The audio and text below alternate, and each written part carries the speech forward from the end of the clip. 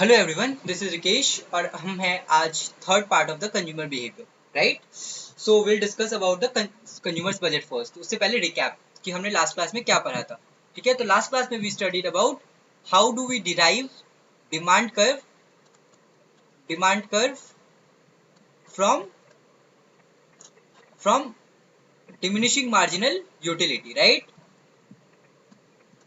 ये हमने पढ़ा था। तो हमने क्या पढ़ा था कि सिंस क्या होता है, जब क्वांटिटी डिमांडेड इंक्रीज होती है, हमारी जो मार्जिनल यूटिलिटी है वो क्या होती है, फॉल करती है, राइट? तो हमारी क्वांटिटी इंक्रीज हुई, मार्जिनल यूटिलिटी डिक्रीज हुई, और मार्जिनल यूटिलिटी डिक्रीज होने की वजह से क्या होता है, हमारी विलिंगनेस टू पे जो है वो भी कम होती है, और हमारी विलिंगनेस टू पे कम होने की वजह से जो प्राइस ऑफ दैट गुड है वो कम होता है। What do we see, there is a negative relationship between the price and quantity, right? That is why demand curve down slopes downward, right? Fine. This is we studied, right? Then we went to the ordinal utility theory और वहां हमने क्या पढ़ा कि preferences are ranked according to the utility, right? हम preference को quantify नहीं करते, हम उनको rank कर सकते हैं. Then we studied what? Then we studied indifference curve. Indifference curve में क्या पढ़ा कि the consumption bundles जो कि हमें same level of utility देते हैं उनको हम क्या बोलते हैं, indifference curve. Then हमने indifference curve की 3 properties पढ़ी कि they are monotonic, right? तो हाँ, और हमने ये पढ़ा कि higher indifference curve gives higher utility, that two indifference curve can never intersect each other. These are all we studied. Then we studied about indifference map. ठीक है, आज की क्लास में हम पढ़ेंगे what is the budget line, what is the budget set, and how do we decide कि what is given my income and given my preferences, what is the amount that I should actually buy. ठीक है, so let's get started. So what is the budget set and what is the budget line? ठीक है, हमें ये समझना है सबसे पहले. ठीक है, तो देखो सबसे पहली चीज होती क्या है कि मान लो there are two goods that you are using, right? Good 1 and then there is a good 2. ठीक है, तो मान लो तुम x1 यूनिट ऑफ गुड 1 खरीद रहे हो और तुम x2 यूनिट ऑफ गुड 2 खरीद रहे हो, और मान लो price of good 1 is P1 and price of good 2 is P2 and your income is what? मान लो इनकम इज M. अब मुझे बताओ कि इतने इसका प्राइस कितना होगा? तो तुमको गुड 1 खरीदने में P1 यूनिट है, P1 प्राइस है, और x1 यूनिट खरीद रहे हो तुम, तो P1 into x1, right? What will you be your expenditure in buying good 2? P2 is price and x2 you are buying, so P2 x2. तो टोटल एक्सपेंडिचर तुम्हारा कितना हुआ? तुम्हारा टोटल एक्सपेंडिचर हुआ P1 x1 plus P2 x2, और तुम्हारी income ये है. तो मैक्सिमम आप कितना खर्च कर सकते हो? मैक्सिमम आप खर्च कर सकते हो P1 x1 plus P2 x2 is equal to M. This is the maximum you can spend on consumption, right? और एक चीज ये है कि कुछ लोग क्या करते हैं, अपने इनकम का कुछ पार्ट कंज्यूम करते हैं और कुछ पार्ट सेव करते हैं, राइट? तो so if you are a rational consumer, then what will be your budget set? P1 x1 plus P2 x2 less than equal to M. मतलब अगर आप बहुत खर्चीले इंसान हो तो अपना सारा इनकम खर्च कर दोगे, तब क्या होगा? P1 x1 plus P2 x2 is equal to M. That is why there is an equal to sign. पर अगर आप रैशनल हो, आप फ्यूचर का भी सोच रहे हो, तो आप थोड़ा पैसा सेव भी करोगे, तो आपने अपने इनकम से कम खर्च करोगे. उस केस में क्या होगा? P1 x1 plus P2 x2 is less than M, right? तो इन दोनों को कंबाइन करके हम क्या लिख सकते हैं कि P1 x1 plus P2 x2 less than equal to M is what? It is my budget constraint. ठीक है, I hope this does make sense, right? Let's get back to the slide. तो स्लाइड में वही बोला है, the consumer's income is M, the price of banana and price of mango is what? P1 and P2, right? ध्यान से देख लो. If the consumer buys x1 banana, she spends this much on banana, x2 mango, this much on mango, and this is the bundle or less than over जो मैंने अभी समझाया आप. ठीक है, अब इसका ग्राफ कैसे दिखेगा वो समझो. देखो इसका ग्राफ कैसे दिखेगा. तो तुम्हारे पास क्या है?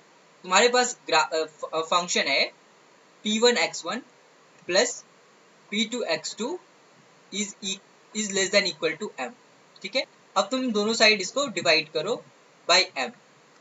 ठीक है, कर दिया आपने. P2 x2 by M is less than equal to 1. अब इसको आप क्या लिख सकते हो? इसको आप लिख सकते हो x1 by M by P1 plus x2 by M by P2 less than equal to 1. अगर आपने क्लास 11 में मैथ्स 11 या 12 में आपने मैथ्स पढ़ी होगी तो आपको पता होगा कि ax plus by जब इक्वल टू सी होता है तो हम क्या करते हैं, इसको दोनों तरफ सी से डिवाइड करते हैं, तो हमें क्या मिलता है, x by c plus b y by c is equal to 1, और एक्स को हम क्या लिख सकते हैं, सी by a plus y by c by b is equal to 1। और इसको हम कैसे ड्रॉ करते हैं, इसको हम इस तरह ड्रॉ, इसको हम लोग बोलते हैं इंटरसेप्ट फॉर्म मॉडल, और इसको हम इस तरह ड्रॉ करते हैं। ये अगर एक्स एक्सिस है और ये अगर वाई एक्सिस है, तो एक्स एक्सिस को कहाँ पे कट कर रहे हैं, सी बाई ए पे, और वाई एक्सिस को कहाँ पे कर रहे हैं, सी बाई बी पे, and this is we draw. पर मान लो आपको ये नहीं आता, ठीक है, तो आपको सिंपली कैसे समझना है, देखो वो भी मैं बताया। तो आप मान लो P1 x1 plus P2 x2 is equal to m, ये आपका मैक्सिमम है जो आप एक्सपेंड कर सकते हो इक्वल टू इनकम। अब ध्यान से देखो, मान लो कि you are not buying any amount of good x2, ठीक है, तुम सिर्फ गुड x1 खरीद सकते हो, तो तुम्हारा क्या होगा, x2 will be equal to 0 ना, पुट करो x2 इक्वल टू 0, तो तुम्हें क्या मिलेगा, P1 x1 is equal to m, तो x1 की वैल्यू बेटा क्या हो जाएगी, m बाई P1। तो यहाँ पे आ जाओ, तो जब आप देख रहे हो ये, तो इस पॉइंट पे क्या है, ये तो बेटा सिर्फ बनाना है ना, यहाँ पे तो आप कोई भी मैंगो नहीं खरीद रहे हो, तो आप जब सारा बनाना खरीद रहे हो तो आप कितना मैक्सिमम बनाना खरीद सकते हो, m बाई पी ए। मतलब क्या हुआ, जितनी भी इनकम है उस, और जितनी भी जो भी प्राइस है आपकी बनाना की, उससे डिवाइड कर दो, तो आपको मिल जाएगा कि अगर आप अपना सारा कंजम्पशन सिर्फ बनाना पे खर्च करोगे तो आप इतना अमाउंट ऑफ बनाना खरीद सकते हो, और अगर आप अपना सारा कंजम्पशन, सारा जो है इनकम, वो अगर आप एक्सपेंड करो सिर्फ मैंगो पे, तो m इज द इनकम और P2 is the price of mango, तो इतना मैक्सिमम आप मैंगो खरीद सकते हो। और जब आप इन दोनों पॉइंट को ज्वाइन करोगे तो that is your budget line. Does it make sense, जो कि हमने यहाँ पे करने की कोशिश की है, ठीक है बेटा। अगर आपको इंटरसेप्ट मॉडल समझ आता है तो वेरी सिंपल, अगर आपको इंटरसेप्ट फॉर्म मॉडल नहीं समझ आ रहा तो आप इसको इकोनॉमिक्स की तरह इस तरह भी समझ सकते हो। और ये जो डिफरेंट है, ये डिफरेंट बंडल्स है जो आप खरीद सकते हो ऑन दिस बजट लाइन। और इसके अंदर सिंस मैंने क्या बोला कि आप क्या अफोर्ड कर सकते हो, आप P1 x1 plus P2 x2 less than equal to m afford कर सकते हो ना बेटा। तो इससे कम, मान लो यहाँ पे कोई गुड है, यहाँ पे एक गुड है, आप ये अफोर्ड कर सकते हो because it is less than your income. तो जो भी कंजम्पशन, जो भी बंडल इसके नीचे आएगा, इस लाइन और इसके नीचे आएगा, वो आप अफोर्ड कर सकते हो। आई होप दिस मेक सेंस, ठीक है। वही यहाँ पे बोला है कि the budget set represents all the possible bundles of banana and mangoes the consumer can afford with her income at the given prices. I hope this make sense. बहुत simple concept है, ठीक है। चलो okay, let's get back to the next concept, the price ratio and the slope of the budget line, ठीक है। तो अभी क्या बोल रहा है कि any point on the budget line represents a bundle where the consumer spends her entire budget, ठीक है। तो ये जो लाइन आपको दिख रहा है, ये जो आपको लाइन है, ये जो बजट लाइन है, ये यहाँ पे कंज्यूमर अपना सारा इनकम जो है एग्जॉस्ट कर रहा है, सारा इनकम उसका खत्म हो जा रहा है, ठीक है। और उसके नीचे अगर वो कुछ खरीद रहा है तो वहाँ पे क्या हो रहा है, some part of his income is going to saving because he is not spending his entire income on the consumption, ठीक है। ओके, फिर क्या बोला है, if the consumer wants one more banana she must give up some mangoes to maintain the budget balance. बहुत simple सी बात है, क्योंकि आप सब तो नहीं कर सकते। मान लो यहाँ पे है, ठीक है, अब तुम यहाँ पे, तो यहाँ पे some amount of you are buying mango, suppose x1 amount of x2 amount of mango and x1 amount of banana. अब मान लो तुमको यहाँ पे अपना बनाना ज्यादा खाने का तुम्हारा मन हुआ, you will have to sacrifice some amount of mango, right. This is what it is saying, very simple. आप अपने घर में भी देखते हो ना कि जब आपको कुछ अलग, कुछ एक्स्ट्रा खरीदना होता है, तो आप जो पहले से खरीद रहे हो ना उसमें आपको कुछ कम करना पड़ता है, तो आप कहीं पैसे बचाते हो तो फिर कहीं खरीदते हो। बहुत सिंपल सी चीज है बेटा। Okay, next, the number of mangoes she gives up depends on the price of both good. अब प्राइस पे डिपेंड करेगा, क्यों प्राइस पे डिपेंड करेगा, मान लो बनाना का प्राइस ज्यादा है या मैंगो का प्राइस ज्यादा है, तो उसके अकॉर्डिंगली आप चेंज करोगे ना। जैसे मान लो आपको एक बनाना खरीदने के लिए 10 रुपए एक्स्ट्रा देने पड़ेंगे और मैंगो का प्राइस 5 है, तो आप क्या करोगे, आप 2 बनाना सेक्रीफाइस कर सकते हो फॉर 1 मैंगो ना। तो ये किस पे डिपेंड करेगा, ये प्राइस पे डिपेंड करेगा, राइट। यहाँ पे उन्होंने ये बताया कि 1 बनाना कॉस्ट P1, तो to afford the consumer must reduce her spending on the mango by P1। अगर एक यूनिट बनाना का प्राइस P1 है तो कंज्यूमर को अपना दूसरे गुड्स पे कितना पैसा बचाना पड़ेगा, P1 अमाउंट ऑफ पैसा बचाना पड़ेगा, right. Given the price of mangoes, the consumer must give up P1 by P2 quantities of mango for 1 extra banana. बहुत सिंपल सी चीज है। The absolute value of the slope of the budget line represents the rate at which the consumers can substitute banana for each mango while giving an entire set. ठीक है, बहुत simple है। देखो मैं आपको अगर समझाऊं तो अभी हम बात कर रहे हैं कहाँ पे, हम बात ये कर रहे हैं कि हम जो खरीदेंगे वो कहाँ पे खरीदेंगे, हमारी बजट लाइन पे खरीदेंगे। ठीक है, हम अपना सारा इनकम एग्जॉस्ट करेंगे। अभी ध्यान से देखो, अभी ध्यान से चीज क्या होगी, ठीक है, अभी ध्यान से चीज ये होगी कि P1 x1 plus P2 x2 is equal to m, ठीक है। अब आपने डिसाइड किया कि आप x1 को बढ़ाओगे और आप x2 को क्या करोगे बेटा, कम करोगे। बहुत सिंपल सी बात है, अगर आपको एक को बढ़ाना है एक को कम करना पड़ेगा। तो मान लो आपने x1 को डेल x अमाउंट में, x1 अमाउंट में बढ़ाया और x2 को आपने डेल x2 अमाउंट में बढ़ाया, ठीक है। What does this denote, small change in x1, small change in x1, and what does it show, small change in x2, make sense। तो अब मेरा जो दूसरा बंडल होगा, अगर आप ग्राफिकली जाओ और यहाँ पे देखो, ये मेरा एक कंजम्पशन बंडल है, ठीक है, this is my one consumption bundle, ठीक है, this is my one consumption bundle and that consumption bundle is what, this is x1 x2, this is my another consumption bundle, that is what, that is x1 plus del x and x2 plus del x, make sense, ठीक है। तो मेरा next consumption bundle बेटा क्या होगा, वो मेरा होगा P1 x1 plus del x1, क्योंकि मैंने इतना अमाउंट बढ़ाया, plus P2 x2 plus del x2, और इतना अमाउंट मैंने कंज्यूम किया, is equal to what, m, ठीक है, ये आपको समझ आ गया। अब आप देखो, अगर आप इसको ड्रॉ करो तो आपको क्या मिलेगा, P1 x1 plus P1 del x1, right, वही होता है ना A, और ब्रैकेट में अगर B प्लस C है तो जब आप इसको मल्टीप्लाई करोगे तो क्या मिलेगा आपको, AB प्लस BC, वही चीज हमने किया, plus P2 x2 plus P2 del x2 is equal to M। अब इसको एक तरफ अगर आप लिखोगे तो आप इसको लिख सकते हो ना, P1 x1 plus P2 x2 is equal to P1 del x1 plus P2 del x2 is equal to M। आपको यहाँ से क्या पता है कि P1 x1 plus P2 x2 is equal to M, तो इसकी वैल्यू क्या बेटा, M, so M plus P1 del x1 plus P2 del x2 क्या आ गया, M आ गया ना, दिस M और M कैंसिल आउट हो गया ना, तो अब आपके पास क्या बचा, P1 del x1 is equal to minus P2 del x2। यहाँ से बेटा आपको क्या मिल गया कि del x2 by del x1 क्या हो जाएगा, ये हो जाएगा minus P1 by P2। Minus क्या दिखा रहा है कि अगर आप एक कमोडिटी इंक्रीज करोगे तो दूसरी कमोडिटी आपको डिक्रीज करनी पड़ेगी, और ये सेक्रीफाइस किस पे डिपेंड कर रहा है, price ratio P1 by P2, right. तो मेक सेंस। तो यही चीज यहाँ पे बोला गया है, क्या बोला गया है यहाँ पे, कि आप कितना अमाउंट करोगे, ठीक है, given the price of this and this, the consumer must give up this much quantity of mango for 1 unit of banana. Does it make sense. तो अगर आप इसको समझने की कोशिश करो तो मान लो इसका मतलब ये है कि प्राइस ऑफ, मान लो बनाना 10 रुपए है और प्राइस ऑफ मान लो मैंगो 5 रुपए है, ठीक है, तो एक बनाना पाने के लिए आपको कितना अमाउंट ऑफ मैंगो सेक्रीफाइस करना पड़ेगा, 10/5 दैट इज 2, राइट। क्योंकि सिंपल बात है ना, अगर आपको एक बनाना आपको ज्यादा कंज्यूम करना है तो आपको 10 रुपए चाहिए, तो अगर वो 10 रुपए चाहिए, बजट से तो पूरा एग्जॉस्ट है, तो वो 10 रुपए आप कहाँ से लाओगे, कम मैंगो खरीद के, और 10 रुपए बचाने के लिए आपको कितने कम मैंगो खरीदने पड़ेंगे, 10/5 दैट इज 2, राइट। तो for 1 unit of banana you will give up 2 unit of mango. Very simple and it depends on what, it depends on the price ratio. I hope this does make sense.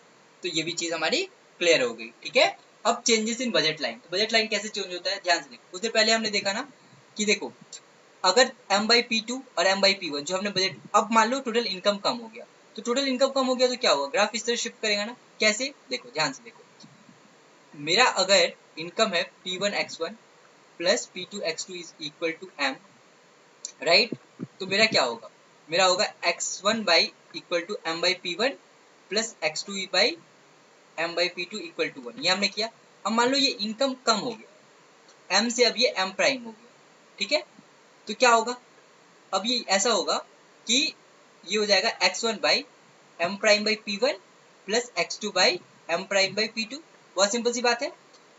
अब मान लो ये तो कम हो गया ना, अगर M is less than, sorry M prime is less than M, तो क्या होगा, M prime by P will be less than M by P1, sorry M prime by P1 will be less than M by P1, right। तो अगर graph या तो it will shift what, it will shift leftwards, you can see this right. तो देखो पहले ये यहाँ पे था, अभी ये कहाँ पे होगा, अभी ये उसके नीचे होगा थोड़ा सा, राइट, अभी उसके थोड़ा नीचे होगा और यहाँ पे होगा, मेक सेंस।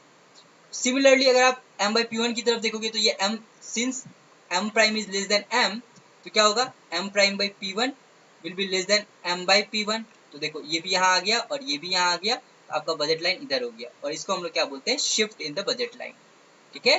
तो बजट लाइन शिफ्ट्स लेफ्टवर्ड्स, जब इनकम कम होगी बजट लाइन लेफ्टवर्ड की तरफ शिफ्ट करेगी। सिमिलरली आप सोचो अगर बजट लाइन ज्यादा होगी तो क्या होगा, ये आउटवर्ड की तरफ शिफ्ट करेगा, मेक सेंस। तो बजट जब आपकी इनकम कम हुई तो बजट लाइन शिफ्ट्स लेफ्टवर्ड, जब आपकी इनकम ज्यादा हुई budget line set goes to outwards. I hope this does make sense.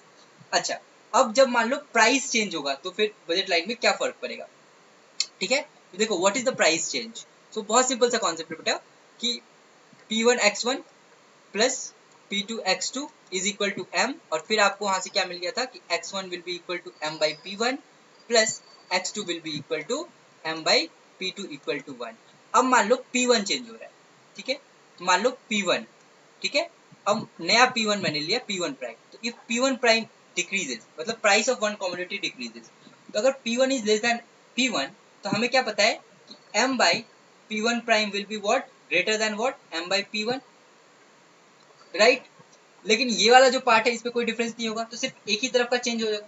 अगर प्राइस ऑफ P1 चेंज हो रहा है तो बस P1 वाले एक्सिस पे ही चेंजिंग आएगी और P2 वाली एक्सिस जो है वो सेम की सेम रहेगी। अब ध्यान से समझो, मान लो P1 की प्राइस है 10 रुपए, P2 की प्राइस है 5 रुपए और इनकम है 100 रुपए। अब इस बजट लाइन पे तुम ड्रॉ करने की कोशिश करो तो क्या होगा, 10x, राइट, 10 इंटू एक्स, और P2 कितनी है 5, तो x1 और 5 x2 will be equal to what, it will be equal to 100। अब इसको ड्रॉ करने की कोशिश करो तो क्या, x1 बाई 100 बाई 10 है ना, तो 100 बाई 10 विल बी 10 और 100 by 5 will be what, 20 equal to 1। अब इसको ड्रॉ करने की कोशिश करोगे आप तो क्या होगा, ये होगा आपका 10, ये होगा आपका 5। अब मान लो ये जो 10 था ना प्राइस P1 का वो 20 हो गया, अब प्राइस 20 हो गया तो क्या होगा, अब आपका जो नया लाइन होगा वो क्या होगा, x1 बाई 100 बाई 20, राइट, तो 100 by 20 is basically what, 5 plus x2 by 5 equal to 1। तो अब वो क्या हो जाएगा, अब ये वाला लाइन ऐसे आ जाएगा 5, राइट, इधर की तरफ शिफ्ट कर गया, इसको बोलते हैं leftward rotation in the graph. तो ग्राफ रोटेट, राइट, ग्राफ क्या हो गया हमारा, रोटेट कर गया लेफ्ट की तरफ। सिमिलरली मान लो अगर ये प्राइस 10 की जगह 5 हो जाता, ठीक है, तो हम कितना खरीद पाते, हम ज्यादा खरीद पाते ना, तो मेरा क्या हो जाता, x1 by 20 plus x2 by 5 equal to 1। तो ये पहले 10 था, अब ये क्या हो जाता, अब ये हो जाता आपका, ये आपका हो जाता इधर आ जाता 20, तो आपका रोटेट कर जाता टुवर्ड्स राइट, मेक सेंस। तो जब प्राइस चेंज होता है तो क्या होता है, जो हमारा बजट लाइन है वो रोटेट करता है, और जब वो प्राइस, जब इनकम चेंज होती है तो वो क्या करता है, वो शिफ्ट होता है। आई होप जितना समझ आया आपको, चलो ठीक है, वही ये ग्राफ है और ये ग्राफ है, ठीक है, आपको समझ में आ गया कि what is the shift in the budget line and what is the rotation in the budget line, ठीक है, clear, okay, let's get to the next concept. अच्छा, अब हमारा नेक्स्ट कॉन्सेप्ट है optimal choice of the consumer. What is the optimal choice of the consumer, देखो तुम्हारा एक preference है और तुम्हें इस प्रेफरेंस को मैक्सिमाइज करना है with respect to what, your budget. तुम जितना अफोर्ड कर सकते हो भाई उसी के अकॉर्डिंग तुम अपनी जो तुम्हारी जरूरतें हैं चीजों को लेकर उसको तुम मैक्सिमाइज करोगे ना, ठीक है। तो देखो क्या बोल रहा है, the budget set includes all bundles available to the consumer. तो बजट सेट के अंदर क्या है, जितना भी कंजम्पशन बंडल जो तुम अफोर्ड कर सकते हो वो सब है, ठीक है। The consumer chooses her consumption bundle based on taste and preferences। बहुत सिंपल सी बात है, हमने पहले ही पढ़ा कि हम अपने टेस्ट एंड प्रेफरेंस के हिसाब से कंजम्पशन बंडल चूज करेंगे। फिर क्या बोल रहा है कि rational consumer acts according to their that and aim for maximum satisfaction. तो जो रैशनल कंज्यूमर है उसका क्या काम है, वो अपना प्रेफरेंस के अकॉर्डिंग एक्ट करेगा और जो मैक्सिमम सेटिस्फैक्शन है उसको पाने की कोशिश करेगा, ठीक है। The consumer's problem is to choose the bundle that places her on the highest possible indifference curve within her budget line। तो हमारे बजट लाइन में जो हाईएस्ट इंडिफरेंस कर्व होगा मैं उसको ट्राई करूंगा पहुंचने के लिए, क्यों, क्योंकि जितना हायर इंडिफरेंस कर्व होगा मेरी यूटिलिटी उतनी हायर होगी और मेरे बजट सेट पे मेरे को अपनी यूटिलिटी जितना मैक्सिमम है उतना पॉसिबल पे पहुंचना है। ये ना मेरा टारगेट है कि जो मेरी इनकम है उससे जो मैं मैक्सिमम यूटिलिटी अचीव करना चाहता हूँ, यही मेरा बिहेवियर होगा अगर मैं रैशनल इंसान हूँ, राइट। और वो हाईएस्ट यूटिलिटी मुझे कहाँ मिलेगी, हाईएस्ट पॉसिबल इंडिफरेंस कर्व जो है मेरे बजट लाइन पे वहां पे मिलेगी। तो द पॉइंट जहाँ पे मेरा budget line will intersect the indifference curve, highest possible indifference curve, that is what, that is my optimal choice, right. देखो फिर क्या बोल रहा है कि optimum bundle is located on the budget line and not below और above it. सो क्या बोल रहा है कि मान लो ये ऐसी बजट लाइन मैंने ड्रॉ किया, राइट, और उसके नीचे अगर मैं खरीद रहा हूँ तो ये मेरा ऑप्टिमल बंडल नहीं है। क्यों? क्योंकि मेरा ऑप्टिमल बंडल यहाँ पे होगा, बजट लाइन पे होगा। क्यों? क्योंकि that is the maximum amount of a commodity that I can buy and that will give me higher and higher utilities, ठीक है। तो जो ऑप्टिमल बंडल होता है वो हमेशा बजट लाइन पे होगा, बजट लाइन के नीचे नहीं होगा क्योंकि वहां पे आप ज्यादा कमोडिटी खरीद नहीं रहे हो, और बजट लाइन के ऊपर नहीं होगा क्योंकि वो आप अफोर्ड नहीं कर सकते, आप अफोर्ड उतना ही कर सकते हो बजट लाइन और उसके नीचे की चीजें, ठीक है, make sense. Points above the budget line are unaffordable and points below it is inferior points, right? क्योंकि इससे ज्यादा आप prefer कर सकते हो तो why would you buy only that much? I hope this makes sense. Okay. So now the optimal choice of the consumer क्या है? The optimum is where the budget line is एक कर्व ड्रॉ की, right, और budget line जिस point पे indifference curve को that is what, that is my maximum utility point and that is my बोलो optimal choice, right? तो हमें क्या मिल रहा है कि any point on the budget line other than tangency point lies on a lower indifference curve and is inferior, ठीक है। अब जैसे मान लो तुम अगर बोलोगे ये पॉइंट क्यों नहीं हुआ भाई, इसलिए नहीं हुआ क्योंकि इस पॉइंट पे मैं, ठीक है, बजट तो सेटिस्फाई हो रहा है, but I can get another budget line जहाँ पे ये क्या हो रहा है बेटा, जहाँ पे इसको ज्यादा यूटिलिटी मिल रही है। तो why would I buy here, why won't I buy here, यहाँ पे भी मुझे मिल रहा है, तो यहाँ पे मेरा सारा बजट एग्जॉस्ट हो रहा है और मैक्सिमम यूटिलिटी मुझे इससे बेहतर यहाँ पे मिल रही है, तो I will buy always here, make sense. So the consumer's optimum bundle is at the point where the budget line just touches the highest possible indifference curve, right? तो मेरी इनकम और जहाँ पे मेरा highest possible utility मैच करेगा, that will be my optimal choice. Very simple, ठीक है। Next is the equality of marginal rate of substitution and the ratio of prices. So basically what is marginal rate of substitution, आपको पहले ही पता है कि the rate at which I am willing to substitute one good for the another, जो हमने पहले देखा बनाना और मैंगो के केस में कि अगर आपको 1 यूनिट ऑफ ज्यादा बनाना खरीदना है तो आपको सम यूनिट ऑफ जो मैंगो है वो आपको कम करना पड़ेगा। और कुछ देर पहले भी हमने पढ़ा कि वो जो एमआरएस होता है वो किसके इक्वल होता है, वो होता है आपके प्राइस रेशियो के इक्वल, ठीक है, जो कुछ देर पहले हमने पढ़ा। वो यहाँ पे बोल रहा है the MRS represents the rate at which the consumer is willing to substitute one good for another. The slope of the budget line shows the rate at which the consumer can substitute one good for another in the market. Slope क्या बताता है, slope बताता है कि वो rate जिससे consumer एक good को दूसरे गुड के लिए सब्स्टिट्यूट करता है, जो हमने जस्ट अभी किया। हमने अभी देखा कि price of mango, price of बनाना 10 था और प्राइस ऑफ मैंगो 5 था, तो अगर मुझे एक बनाना खरीदना है तो मुझे 10/5 2 यूनिट ऑफ जो है वो मैंगो सेक्रीफाइस करना पड़ेगा, ठीक है। और वो 2 यूनिट ऑफ मैंगो मुझे कहाँ से मिला, वो प्राइस से मिला। वही चीज यहाँ पे बोलने की वो कोशिश कर रहे हैं। और यहाँ पे क्या बोल रहे हैं कि eight optimum point the rate of substitution the consumer wants, that is MRS, matches the what market allows, ठीक है। तो मार्केट क्या अलाउ कर रहा है, P1/P2, और कंज्यूमर को क्या चाहिए, वही P1/P2। तो ऑप्टिमम पॉइंट पे क्या हो रहा है, MRS is equal to P1/P2. Hope this makes sense. If the MRS is greater than the price ratio, the consumer can get more of both goods and move to a better bundle. लेकिन अगर MRS जो है वो price ratio से बड़ा है, जैसे मान लो ये वाला जो पॉइंट है, सॉरी MRS जो है ना हमारा मार्जिनल रेट ऑफ सब्स्टिट्यूशन,